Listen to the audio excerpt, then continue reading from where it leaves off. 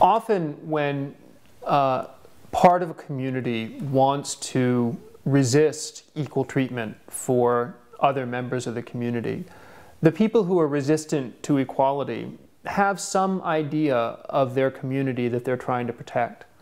And we hear a lot about people who resist equal treatment for gay couples saying that they want to protect marriage, or at least their idea of what marriage should be. Well, you know, one of the similarities that civil rights movement have is that people who resist equality always have something that they're trying to protect.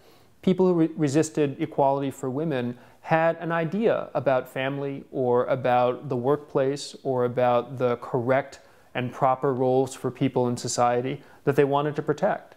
People who were resistant to equality for African Americans had an idea about their communities and the place of people in their communities that they were trying to protect.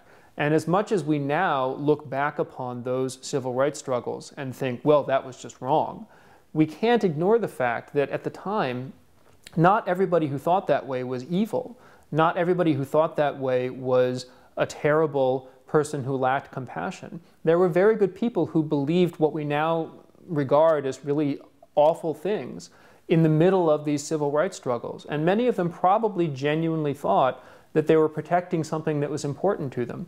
But what legislatures and courts ultimately found was that while we can treat respectfully people's explanations for why it is that they resist the equality of other citizens, we can't allow those explanations to, in fact, deny equality to their fellow citizens. That having some notion of what it is that you're trying to protect is not a good enough reason for denying equal citizenship to your fellow citizens. And I think that we are approaching the point where majorities of people and courts and legislatures will recognize that these arguments about quote-unquote protecting marriage, you know, it's kind of silly. I mean, nobody actually believes that any straight couple is going to break up because a gay couple someplace is allowed to get married. Nobody actually believes that straight couples are going to stop getting married altogether because suddenly they don't value the institution anymore because gay couples can get married.